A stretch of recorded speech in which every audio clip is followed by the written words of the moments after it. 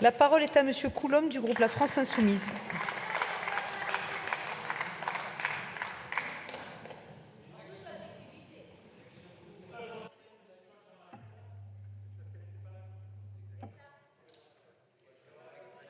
Je vous laisse discuter.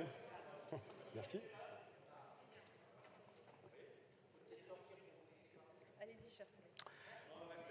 Madame la Présidente, Monsieur le rapporteur, Madame la rapporteure, l'action de groupe se définit comme une action en justice exercée par une association ou une entité assimilée pour le compte d'un ensemble de personnes physiques ou morales victimes de dommages de même nature causés par un même auteur en raison d'un manquement de ce dernier à ses obligations légales ou contractuelles. Dans votre proposition de loi, vous rappelez l'inefficacité du dispositif existant et nous partageons ce constat. Cette procédure est à ce jour très insuffisante. Seules 32 actions de groupe ont été intentées depuis 2014, dont 20 dans le domaine de la consommation, et seules 6 procédures ont eu un résultat positif, mais aucune n'a abouti à une condamnation.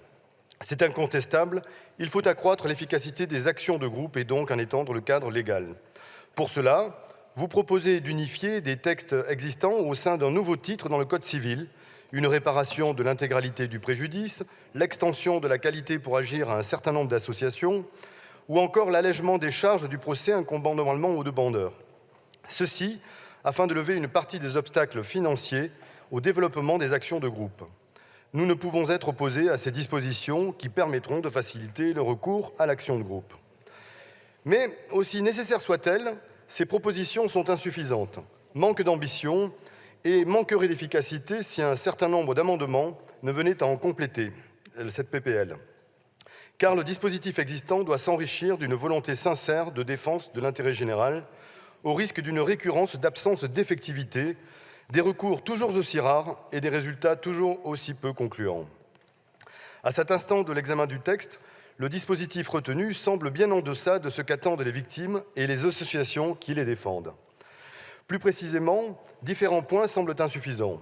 Vous avez augmenté les seuils nécessaires à l'action de groupe et même reculé ce sur qui n'était déjà pas très ambitieux pour in fine exiger 100 personnes physiques là où initialement vous en proposiez 50 et nous 20. En ce qui concerne l'aspect financier, comme le rappelle la défenseure des droits dans son rapport, il s'agit d'une procédure coûteuse pour laquelle il est nécessaire d'attribuer des moyens si l'on veut lui donner une réalité effective. Nous avons ainsi repris plusieurs de ces recommandations dans les amendements que nous allons défendre incessamment. L'action de groupe est un outil de réappropriation démocratique de l'institution judiciaire qui permet aux citoyens de sortir de leur individualité en se regroupant pour dénoncer des problématiques systémiques. Il s'agit donc d'un outil de levier fort au sein d'une république des droits individuels et collectifs. Nous avons ainsi déposé plusieurs amendements permettant de donner de l'efficacité à ce dispositif. Nous voulons abaisser le seuil du nombre de victimes ayant qualité pour agir à 20 personnes physiques ou à minima revenir au seuil des 50 que vous proposiez initialement. De plus, nous souhaitons privilégier la spécialisation des magistrats et non des juridictions, afin qu'ils soient mieux répartis sur l'ensemble du territoire et assurent un égal accès au service public de la justice en tout point de la République. Nous voulons aussi réintroduire dans ce texte la possibilité de la publicité de l'action de groupe dès le déclenchement de la procédure, afin d'en assurer l'audience la plus large auprès des victimes potentielles, possibilité que vous avez aussi supprimée en commission. Il nous paraît également nécessaire de supprimer votre frein à l'amende civile que constitue la preuve préalable de faute délibérée de l'auteur, telle qu'introduite en commission, faute délibérée qui est trop difficile à caractériser et rendra la poursuite quasi impossible en ce qui concerne les infractions dans les domaines de l'environnement et des discriminations, rendant ainsi le recours aux actions de groupe inopérant. Pour terminer, et à la lumière des demandes de la défenseure des droits, il faut assumer un meilleur financement des procédures. Cela pourra se faire notamment en liquidant les astreintes prononcées en cas de non-respect des mesures pour faire cesser les manquements, non plus au profit du Trésor public, mais à celui du demandeur.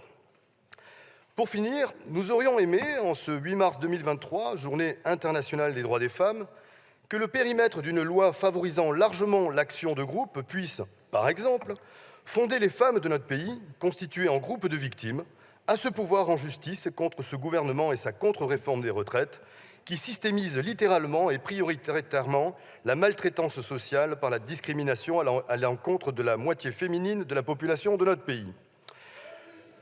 Nous espérons donc que ce texte, en dépit des amendements du gouvernement qui cherchent à en limiter la portée, pourra être amélioré grâce à nos débats et en ressortira ainsi à la hauteur des besoins et des enjeux. Je vous remercie. Je vous remercie. La parole est à Monsieur Schellenberger.